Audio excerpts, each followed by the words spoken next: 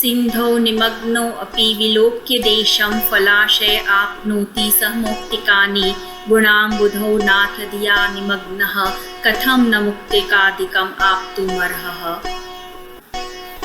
अष्टम वृषणामृत में श्री गोकुलनाथ जी ने यह आज्ञा की कि वैष्णव होए सो साचो होए, कपट न राखे, भगवदियन सो मिथ्या आचरण न करे, मिथ्या वचन न बोले कहे, भगवदियों का संग उनका सत्संग प्राप्त करे, उनके हृदय के भावों को मन में धारण करे, उनका मन में स्मरण करे और उनका अनुसरण करे। जिस प्रकार हरि गुरु वैष्णव सर्व में समान भाव हम रखते हैं, भगवत भाव रखते हैं, मतलब उन्हें हम भगवत रूप ही हम उन्हें मानते हैं, कहते हैं। अब यहाँ मुख्य एक वस्तु समझने ध्यान देने योग्य यह है कि जब हम उन्हें भगवत रूप मानते हैं, भगवदीय मानते हैं, उन्हें एक सरीखा कहते हैं यानी कि सिमिलर, तो उनमें भी हमें एक प्रकार का विवेक रखना है, उसमें भी हमारा विवेक होना चाहिए। क्योंकि आजकल तो जैसे भगवदियों की परिभाषा ही चेंज हो गई है, कभी कोई भी कहीं भी किसे भी भगवदीय मानने लगते हैं। किंतु देखो भगवदीय वो भगवदीय कब कहलाते हैं, जब वह भगवत भाव से परिपूर्ण हो, जब वह भगवदात्मक, तब वह भगवदात्मक है, जब वह भगवत भाव से परिपूर्ण है तब वह भगवत रूप है। ऐसी अवस्था जहाँ इसका एक्सप्लेनेशन दे रहे हैं भगवदियों का कि ऐसी अवस्था जहाँ भगवत भाव सिवाय उनमें अन्य कोई भाव स्फुरित ही ना हो, उनकी स्मृति ही ना हो, ऐसी अवस्था जिसमें भगवान सिवाय अन्य कोई भाव की या अन्य कोई प्रपंच की उनमें स्मृति ही ना हो, उस वक्त ऐसे समय में वह भगवदात्मक है, भगवत रूप है। तो विवेक पूर्वक हमें इस बात को समझना चाहिए कि जब भगवत रूप है, भगवदात्मक है, तो इसका अर्थ ये नहीं है कि हम वे लोग स्वयं भगवान हैं, हम उनकी पूजा सेवा पूजा करने लगे अपने सेव्य रीत से, अपने सेव्य स्वरूप की तरह। यह सब व्यवहार हमें वहाँ नहीं करना है।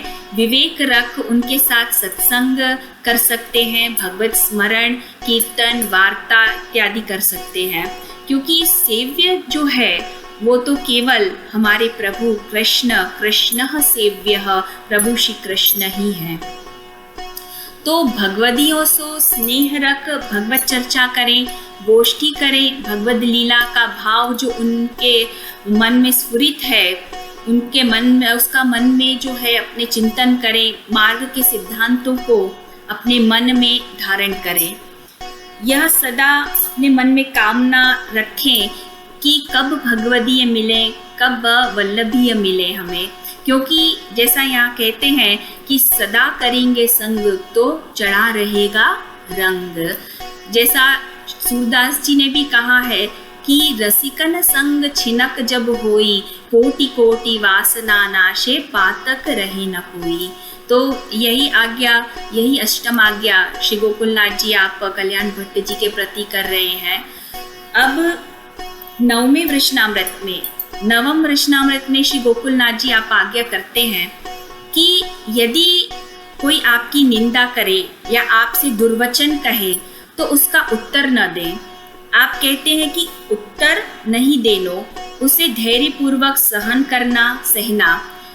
यहाँ आप श्री का ही एक ऐसा प्रसंग है विख्यात कि एक दिन जब आप अपनी निज बैठक में प्रसन्नता से अकेले विराजमान थे, तब आपने ये आज्ञा की कि कोई व्यक्ति हमें दुख दे, अगर कठोर वचन हमसे बोले, कहे, तो उसे सहन करना धैर्यपूर्वक, किंतु सामने उसका प्रतिकार न करना।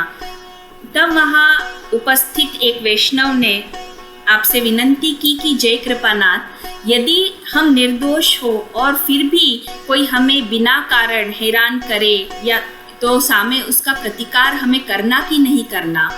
तब श्री गोकुलनाथ जी आपने ये आज्ञा की कि देखो श्री महाप्रभु जी ऐसी आज्ञा करते हैं कि सर्व में कृष्ण की भावना कर हमें सहन करना चाहिए। जैसा कि हम ये पहले भी समझ चुके हैं श्रीमद् गीता में जैसा कहा है कि सर्व कुछ प्रभु रूप ही है, सर्वम ही एतद ब्रह्म, जो भी है उसके मूल में प्रभु श्री कृष्ण ही है। जो भी कार्य, ये जगत, ये सर्व वस्तु जो है वो ब्रह्म की ही अभिव्यक्ति है। हमें ये केवल भिन्न व्यक्त होते हैं, किंतु ये अपने कारण से यानी मूल से अभिन्न है, भिन्न नहीं है, अभिन्न है। मतलब अपने कृष्ण जो मूल में कृष्ण है उससे अभिन्न नहीं, उससे अभिन्न है, भिन्न नहीं है। यानी सर्व कुछ जो है वो ब्रह्म रूप ही है, अर्थात श्री कृष्ण ही है।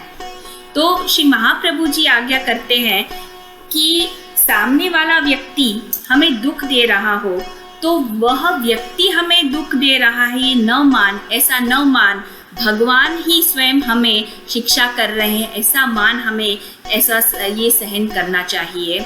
यदि जो हम निर्दोष हो तो ऐसा समझे, ऐसा माने कि भगवान मेरे धैर्य की परीक्षा कर रहे हैं, और यदि दोषी हैं तो ऐसा माने कि भगवान हमें शिक्षा कर रहे हैं, परंतु प्रतिकार तो नहीं ही करना चाहिए। यदि जो हरि रस अनुभवना है तो सहन करना सीखना पड़ेगा, क्योंकि धैर्य होना जीव में अति आवश्यक है। तो ऐसे ही गोकुलनाथ जी ने आज्ञा की। आप कहते हैं कि यदि कोई निंदा करे, दुर्वचन कहे तो अपने मन में खेद न करे। ऐसे लोगों के विषय श्रीमद् भगवद गीता में भी कहा है 6 अध्याय में कि जो दूसरों की निंदा बहुत करते हैं, दूसरों की बुराई में जिन्हें अति आनंद, एक विशिष्ट आनंद आता है, वह आसुरी स्वभाव वाले होते हैं।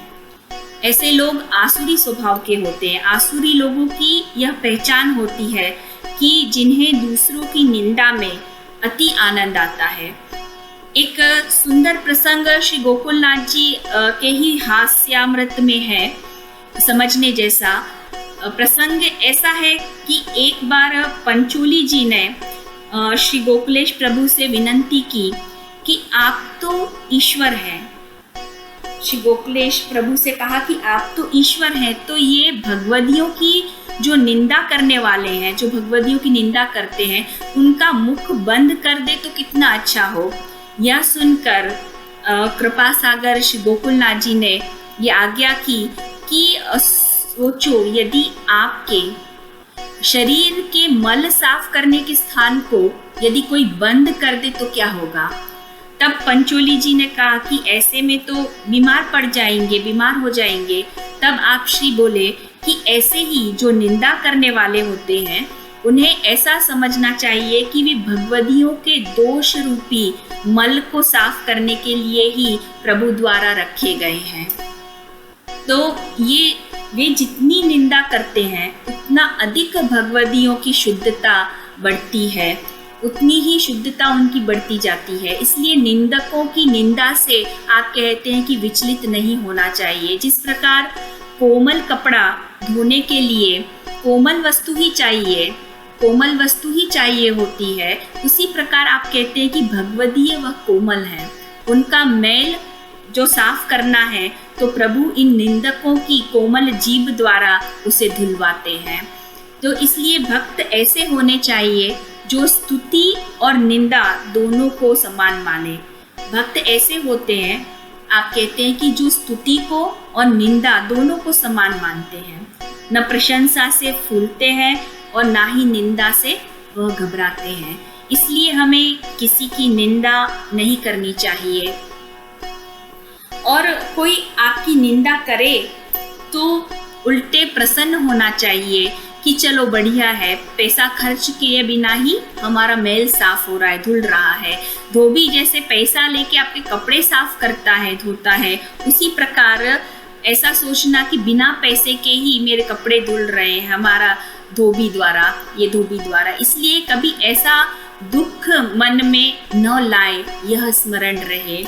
तो आप आज्ञा कर रहे हैं श्री गोकुलनाथ जी कि कोई निंदा या दुर्वचन कहे सो खेद न करें, और जो बहुत ही अगर आपको विरोध है उनसे हो तो उनसे थोड़ी दूरी बना लें। आप कह रहे हैं कि अगर बहुत ज़्यादा उनसे विरोध हो जाए तो फिर थोड़ा दूरी उनसे बना लेनी चाहिए, केवल जय श्री कृष्ण इत्यादि का व्यवहार आपको करना चाहिए। यही आज्ञा श्रीमद् गीता में भी प्रभु कर रहे हैं कि जब कोई आपसे बुरा बर्ताव करे, उल्टा सीधा कहे या आपका बुरा चाहे, तो आपको ये समझ जाना चाहिए कि वह आसुरी संगति का मनुष्य है। तो ऐसे लोगों की संगत से दूर ही रहना चाहिए, जितना हो सके, जितना संभव हो। प्रभु कहते हैं उनसे दूरी बनाए रखें। कि आपकी प्रवृत्ति को प्रभु कह रहे हैं कि आसुरी नहीं देवी बनानी चाहिए। हमारी जो प्रकृति होती है उसे हमें आसुरी बनाना नहीं है, हमें देवी बनाने का प्रयत्न करना है, ताकि ज़्यादा से ज़्यादा लोग आपका सानिध्य प्राप्त करना चाहें, आपके पास आना चाहें। यह आज्ञा प्रभु श्रीमद् गीता में कर रहे हैं। आगे आप आज्ञा करते हैं कि उनके ऐसे लोगों के जो कृत्य हैं वो देखकर, अर्थात उनके कृत्य अर्थात उनके कार्य देखकर दोष बुद्धि रंचक भी नहीं करनी चाहिए। जीव को अपने अंदर कोई दोष न लाने चाहिए, क्योंकि आसुरी प्रवृत्ति वाले ऐसे लोगों का रवैया कैसा होता है जिससे कि परेशानियां और बढ़ती हैं, परेशानियां और खड़ी हो जाती हैं, बुरा ही करने की उनकी प्रवृत्ति रहती है। ऐसा इसलिए है क्योंकि ये लोग अपने अज्ञान के कारण मिथ्या सिद्धांतों को ही ग्रहण करते हैं। जिस प्रकार चोरी, भ्रष्टाचार, निंदा करते वक्त ये सबको पता होता है कि ये गलत है, फिर भी करते हैं। क्यों? अपने मिथ्या आचरण के कारण। जिस प्रकार जैसे ये बताया कि चोरी करना, भ्रष्टाचार जो करते हैं उन लोगों को मालूम ही होता है कि ये वस्तु गलत है, फिर भी वो लोग करते हैं, क्योंकि मिथ्या ज्ञान जो है वो यहाँ कहते हैं कि उनकी झूठी समझ उनके स्वभाव को नष्ट कर देती है। उनकी बुद्धि भी जो है वो कार्य करना बंद कर देती है। ये लोग अपने झूठे सिद्धांतों में ही खुश रहते हैं। धर्म के सिद्धांतों को न मान कर भ्रष्ट आचरण करने के बहाने ये लोग ढूंढते रहते हैं अज्ञानवश। यही आज्ञा प्रभु भी श्रीमद् गीता में कर रहे हैं कि अज्ञानियों से ज़्यादा वास्ता रखने पर हम हमेशा गुमराह होते रहेंगे, क्योंकि उनके सोचने का तरीका ही जो है वो गलत होता है। तो ऐसे लोगों की निंदा न कर उन पर क्रोध नहीं करना चाहिए। निंदा सहनी आप कहते हैं कि वैष्णवों का सर्वोपरि परम धर्म है। तो वैष्णव को ऐसे अपराध से डरना चाहिए, बचना चाहिए। तो श्री गोकुलनाथ जी आप ये आज्ञा करते हैं कि जो ये भांति या प्रकार से चले तो प्रभु कृपा करके हृदय में पधारते हैं। जीव को इस प्रकार के द्वेष, निंदा, कपट इत्यादि से पैदा हुए जो द्वंद्व हैं, उस द्वंद्व से छूटकर प्रभु में चित्त लगाना चाहिए। क्योंकि जीव जब देखो अज्ञानता के चक्र में से निकल निष्काम कर्म करता है तो उससे क्या होता है कि उसके पाप जो है वो कटते हैं, और पाप कटने से मन में कपट, निंदा, द्वेष, ईर्ष्या, दुर्भावना ऐसे भाव वह खत्म होने लगते हैं। इनके खत्म होने पर इन भावों के खत्म होने पर मन में प्रभु का भाव आता है। तो जब प्रभु हमारे हृदय में पधारते हैं तो जीव वह बेहद निकट हो जाता है प्रभु कृष्ण के, उनके स्वरूप को जानने के लिए। देखो, प्रभु को यदि मन में पधराना है हमारे, तो पहले तो मन को साफ करना होगा, वहाँ जगह करनी होगी। यदि हमारा मन पहले से ही ऐसे भावों से, ईर्ष्या, द्वेष, अहंकार, कपट ऐसे भावों से भरा होगा, तो लोभ इत्यादि जो भाव है, तो प्रभु के लिए वहाँ कोई स्थान ही नहीं है। क्योंकि प्रभु के लिए वहाँ स्थान ही कहाँ है? क्योंकि पहले तो मन को हमारा इन भावों से खाली करेंगे, तब वहाँ प्रभु के लिए जगह होगी, तभी प्रभु वहाँ पधारेंगे। क्योंकि जब तक हमारे मन में इन सब के लिए स्थान है, तब तक प्रभु का जो वहाँ वास है वो असंभव है। यानी इन सब के बीच प्रभु का कोई स्थान है ही नहीं। इन गुणों से रहित जब हमारा हृदय निर्गुणता को प्राप्त होता है, जब हमारा हृदय शुद्ध होता है तब प्रभु के स्वरूप ज्ञान का प्रकाश होता है, क्योंकि शुद्ध सत्व में ही देखो विप्रयोगात्मक भावात्मक रसरूप भगवान विराजते हैं, उनका हमारे हृदय में वास होता है। क्योंकि शुद्धे सत्वे स्थिति हरिः, यहाँ कहते हैं कि शुद्धे सत्वे स्थिति हरिः। और ये शुद्ध सत्व क्या है? तो ये कहते हैं शुद्ध सत्व भक्तों के हृदय है, वही शुद्ध सत्व है, निर्मल हृदय। जब वह विशुद्ध होते हैं तब वहाँ प्रभु का अनुभव होने लगता है।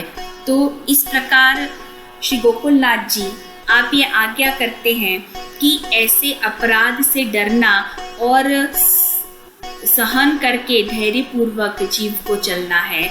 इस प्रकार से चले तो प्रभु कृपा करके हृदय में पधारते हैं। तो यहाँ आपका नवम वृषणामृत पूर्ण होता है। छोटा वृषणामृत है किंतु बहुत उपयोगी वृषणामृत है। इति श्री नवम वृषणामृत सम